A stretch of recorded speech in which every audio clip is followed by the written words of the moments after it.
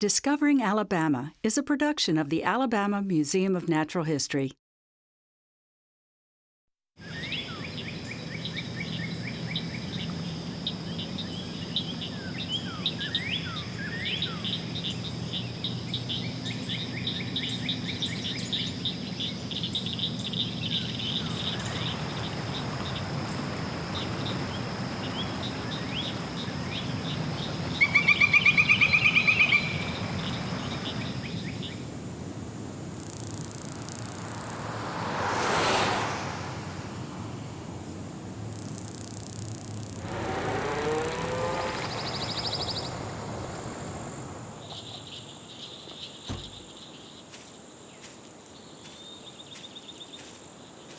Progress.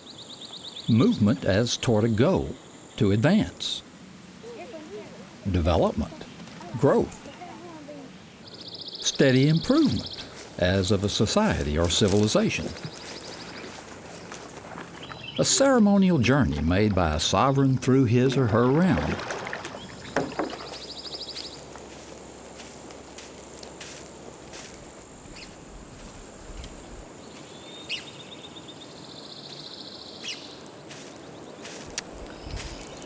Hear that? That's the sound of progress. This little fella is a red-cockaded woodpecker. He's been on the endangered species list since the early 1970s. But thanks to some growth and development-minded folks here in Covington County, Alabama, the red-cockaded woodpecker is showing signs of revitalization. Hi, I'm Doug Phillips. Today we're going to journey into the wilds and wonders of a special part of South Alabama. Of course, we'll need sound infrastructure, though we could choose alternative forms of transportation. We'll want to keep abreast of the latest in science and technology. And above all, we'll wish to stay friendly with the locals. Join me for an exploration of enchanted forest, bubbling springs, crystal clear rivers, and untamed critters. Join me for an exploration of Covington County, Alabama.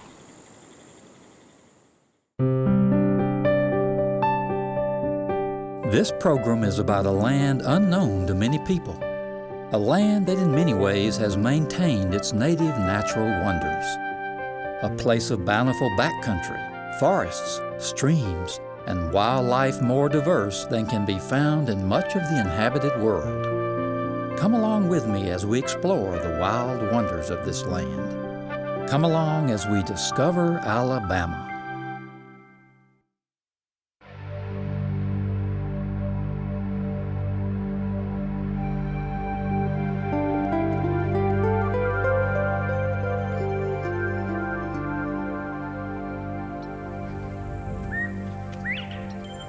Yet another sound of progress.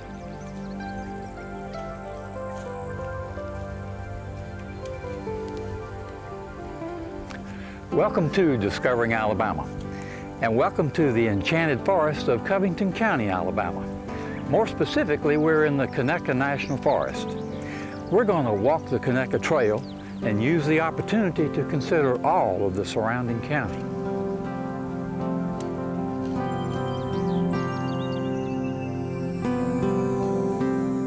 Covington sits way down in the lower part of the state on the Alabama-Florida border. A lot of folks are familiar with the county as a couple of turns on the road to Florida beaches. These folks on their way to the Emerald Coast may be overlooking a sapphire right here in Alabama. Like a sapphire, so much of Covington County is clear and blue and sparkles in the sun. There is Blue Spring, Blue Lake, Blue Creek, Blue Pond. You get the idea. It may sound somewhat cliche to describe Covington County as a hidden jewel. Nevertheless, it's true. And unlike its Emerald Coast neighbor to the south, in Covington County, progress doesn't mean paving over the very things that make the area special in the first place. In fact, down here, growth and development can have a more organic meaning. All right, we've got 2 chicks and 1 no-hatch egg. They look about 5 to 6 days old, so yeah, they're good for banding.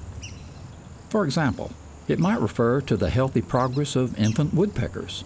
When banding of RCW, red-cockaded woodpecker chicks, you do it between ages of 5 days to 10 days old. Past 10 days, on day 10, their eyes are open. And plus, the size of the chick is so large that you can't safely get that chick through that hole. What you do is once you climb the tree and you're up there at the insert or the natural cavity, you're basically mimicking mom and dad. You're gonna place your hand over the hole and it's gonna darken the cavity. And what happens is the chick then raises its head and responds as if it's about to receive food. When the chicks come out of the hole, the most important thing is that the chicks remain in the shade. So we've got a pretty cloudy day today, but if it's a real sunshiny day, I'm always parked so that the sun is at my back. And then I'll have all my banding equipment spread out here. The color bands on the leg are basically a way for us to identify the bird through the use of a peeper scope or binoculars so that the bird does not have to be recaptured. Each bird has its own color. There is no duplicate color on any bird that we have on the Conecuh. The progress in restoring the red-cockaded woodpecker in Covington County is slow, but it is steady. The hope is that these infant woodpeckers will grow and develop to a point that they will lead colonies of their own. Progress, growth, development. Today we hear these terms applied to activities that often destroy natural wonderlands such as these. And it may seem strange to the modern ear to hear these words applied to a little bird way down here in rural South Alabama. But to a biologist, the terms can mean the advancement of life itself. From a tiny seed, life progresses through various stages of growth and development, nurtured in the protective environment of the soil, or the egg, or the womb. The seed establishes its hold on life.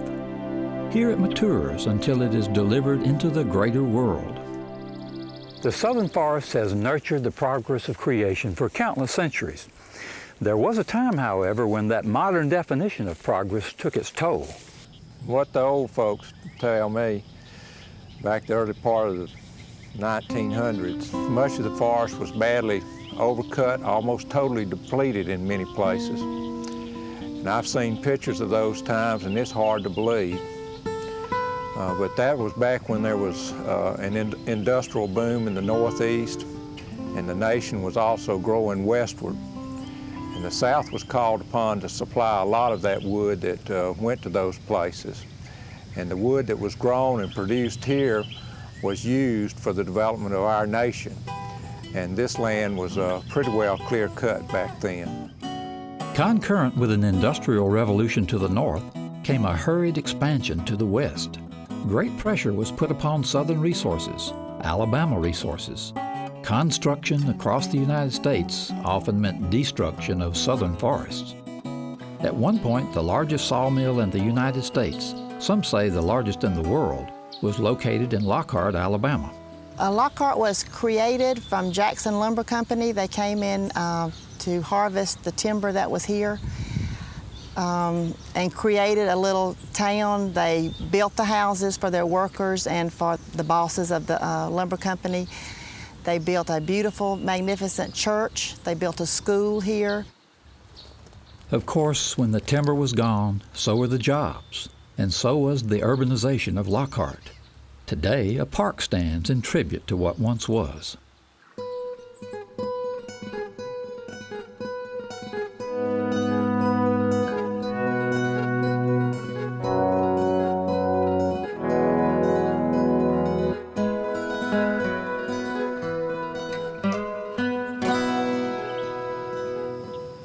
Hiking the Conecuh Trail in the 21st century, it's hard to believe that these forest lands were once laid bare. But the very existence of the Conecuh National Forest here today is testimony to that fact of history. It was started in 1935 when most of this land was cut over and farmed out, and at the time there were very, very few trees. Most of the trees were gone. There were just some down in the wetter areas that they couldn't get to when they first logged it. It really started with the CCCs, the Civilian Conservation Corps actually started reforesting the area, and it was very, very big in our history in terms of getting the forest reforested to begin with. There was a lot of erosion going on in the forest, and that was stopped, and what we have today basically is a remnants of that first planting and first reforestation efforts of the CCCs. And so, as far back as the 1930s, here in Covington County, progress began to be redefined in terms of the regrowth, the redevelopment, the reforestation of the landscape. But it wasn't just the federal government laying claim to the rebirth of the county. Many of the folks who had profited from the wealth of natural resources came to realize that this land was more than a source of raw material. This was their home. Here among the longleaf pines, you could almost believe the forest goes on forever. The longleaf is our state tree, and where the longleaf prospers, so do the critters that call this forest home.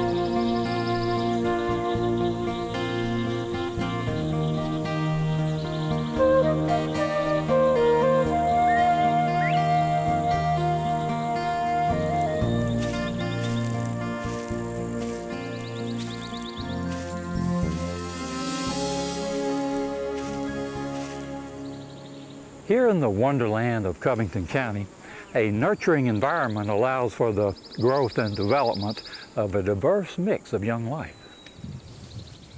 Okay, good. Let's go. Now we had to lost some trees, watch out. Okay, we're going to go on up into the food plot. What kind of leaf is this? Compound. And we can remember it because, Devin, we know about compound words, don't we? It's more than one thing put together, right? More than one word.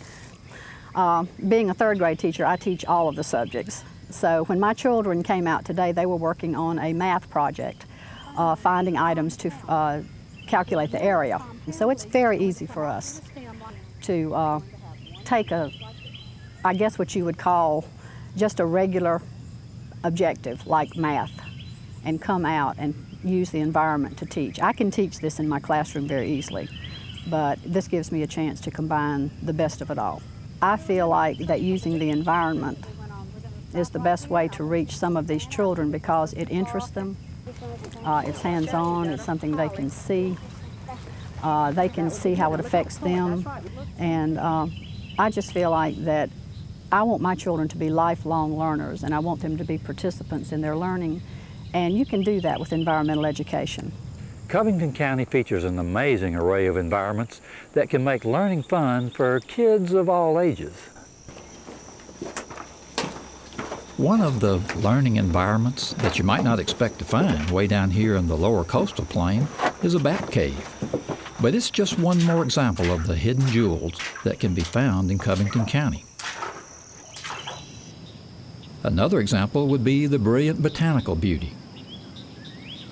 Here we're looking at white-top pitcher plants, and as you can see, the pitcher plants are flowering right now, and these are the flowers. You don't see these flowers year-round. Of course, these pitcher plants are carnivorous, and This part of the plant attracts insects. They fall in the tube, they can't come back out. And actually, the pitcher plant uses the insects as nutrients. Now, the flag here and the little net covering this particular plant designate a study area where Auburn University is studying the pitcher plants, and what they're doing here is they put this little net over this particular plant to exclude the insect interaction to see how this plant will fare without being able to ingest the insects. I have two students that are working in pitcher plant bogs in southern Alabama, including Covington County and specifically Crawford Bog right there in the Conecuh National Forest. One's finishing up right now and one's just starting. When I came here to Auburn to do graduate work, I talked with Debbie and we mentioned a whole bunch of different projects. And I used to study birds before I came here, but she mentioned that there was this green-link spider that's in the pitcher plant bogs, and there's this potential for an interaction. And she took me down to pitcher plant bog and talked about the green-links, and I just fell in love. So now I'm completely enamored with spiders and the habitat. There are so many interactions going on between plants and animals in every habitat, and then of course in carnivorous plant bogs there are a whole new set of interactions because rather than the other way around, we've got plants that eat animals. And on top of that, then we have animals that eat the plants that eat animals, and animals that eat the animals that were eaten by those plants. And just the intricacies of all of those interactions I think are wonderful. I study them mainly because they're interesting to me, but I do think that when others learn about them, and the more we as a population in general know about some of these very special habitats, the more we'll care about them and the more likely we will be to preserve them for future generations. I've spent about 3 summers out in those pitcher plant bogs, and there hasn't been a day that's gone by that I haven't had a moment of just being completely awestruck with something that I saw. Alabama's got this incredible natural heritage. It's just amazing how diverse it is here in the bogs, in the state in general, and I find that not only is it something that people should try to protect, but it's also something to be really proud of. Covington County is full of educational opportunities that can be disguised as fun. And thanks to some innovative educators here in the county, its reputation extends well beyond South Alabama.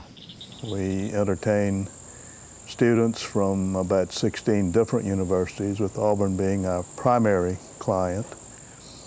We also host and or teach continuing education courses for professional natural resource managers. Mr. Dixon, when he made the gift, felt very strongly that we be able to demonstrate that we could maintain the rich diversity of all of the values that forests can offer, as well as make it an economical, profitable venture. The legacies, the heritage, the traditions found here in Covington County are manifest in this rich natural world. This can be a world where young people can grow and develop physically, mentally, and spiritually. This can be a progressive world if we choose to look at it that way. Snake or something like that. Sometimes you'll find a little salamander. You'll remember a compound leaf is going to come off of the stem like this.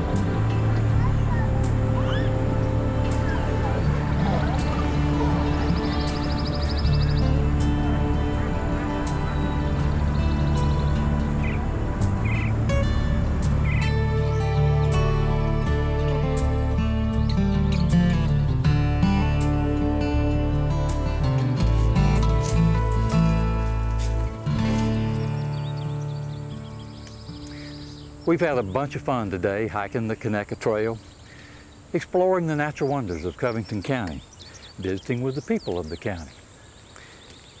And I think we've had some fun playing with the terms progress, growth, and development. But we have to be realistic. As rich as this environment is in outdoor opportunities, it's maybe not always so rich in economic opportunity. The county, once home to the largest sawmill in the nation, is now home to no sawmills. Timber is still grown and harvested here in abundance, but it doesn't necessarily provide an abundance of jobs. Agriculture in general, while important to the local economy, does not provide jobs for all the sons and daughters of Covington County. Industry? There was a time not that long ago when textile mills provided quite a number of jobs for Covington and surrounding counties. But today, many, if not most, of these youngsters will wind up in Montgomery, Birmingham, Atlanta. In other words, they will grow up and leave their home to find employment. I think people in this county are pretty much on the same page. They want to see our county grow. They love the outdoors. They don't want to lose the outdoors, but they do want to see some more industry come in so that there'll be enough jobs so that our children can stay home and won't have to go off to the big cities to get a job. I think living here is so good that parents want their children to be able to live here and raise their families as well so that their children will have the same advantages that the parents had growing up. It's a dilemma faced across the county, across the state. How can we provide a nurturing environment for the growth and development of our children without letting growth and development destroy that environment? I think one thing that's being planted there in Covington County for our future is the family values that we have for the everyday common life, as you want to call it. It may not be glitzy, but it's a respectable life that we have grown up in, and I think our children see the value of that. You know, as trite as it may seem, God and country is a great way to describe it. The moms and dads of Covington County know what a special place this is. Their challenge is to maintain this special quality of life while embracing a future of continuing growth, development, and progress.